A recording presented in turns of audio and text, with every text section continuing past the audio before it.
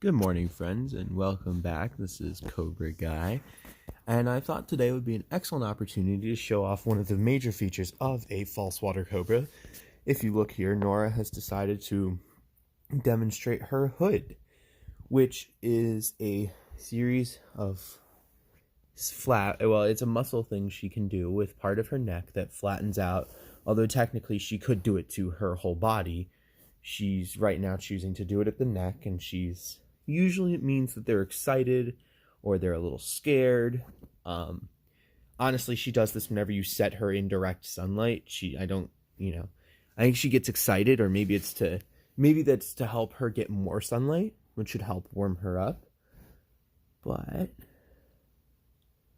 as you can see, she's not in any kind of threat posture.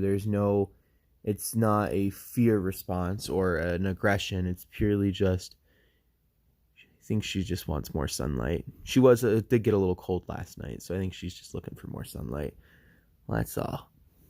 Now, there is a thing about false water cobras in which they are rear-fanged venomous, which means that if she were to bite me right now, and were to actually hold on, I could potentially be envenomated by a toxic saliva that she produces in a Duvernoy's gland, which is right about back here. And that's thought to be the evolutionary predecessor to a real venom gland like you'd find in a true cobra or a pit viper or other such snake. Nora, on the other hand, her venom is next to useless, at least for a human anyway. It would be like being stung by a bee is what most people report it as. Some people have said they've had extreme responses. Oh, you're gonna cover yourself with your tail. Oh, you're so silly. Silly snake.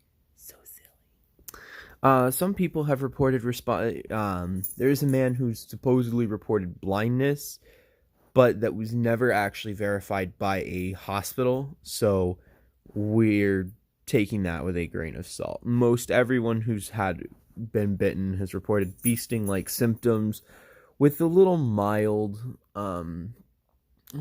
swelling. It was a little painful.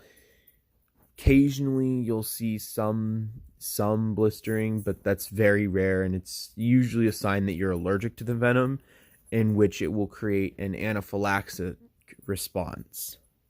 Now, I have not actually been bit by Nora yet because she is not an aggressive snake. I don't need to worry about it when I'm holding her.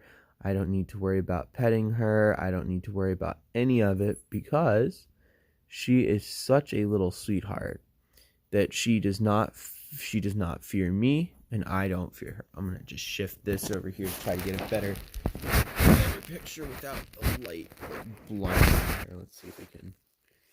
Maybe if we do, yeah, there we go. That way the light's not like dead in her eye. So yes, Nora is a semi-venomous snake, a very mildly venomous snake. Some false water cobras that are not like Nora's temperament tend to be very striky and aggressive. Nora is a great example of what a well-handled and great personality false water cobra is, because not only am I petting her and I'm playing with her tail and petting her neck here while she flares out for more sunlight, she's not attempting to strike me. She's not showing any type of threat posturing. It's her hood at this point is nearly completely gone. If you look, oh, she's hooding back up because she can see sunlight, and so she wants that up. So I guess we'll put this on.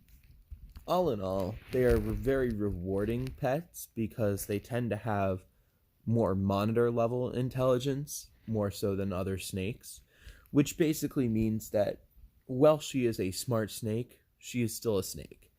And let's be honest, even if you like snakes, they're not necessarily the smartest creatures on the planet. And more often than not, if she thinks there's going to be food, then you might get bit.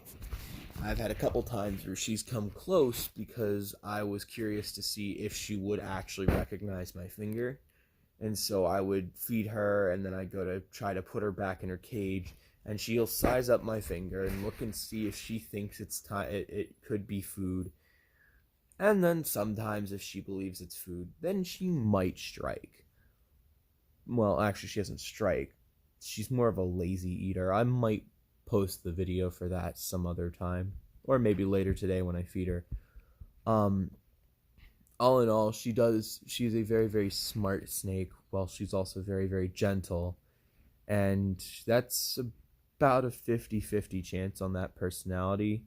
It seems to be a lot of people find that they're cuddly, almost like a cat or something, whereas other people say that their false water cobra is very striky and it behaves more like a true cobra or a pit viper of sorts, and that you can barely hold it without it trying to strike you and without it trying to threat posture. But Nora here doesn't do that. She is just an absolute sweetheart all around.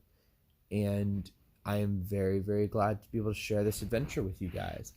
Thank you for watching, and we will see you guys in the next one.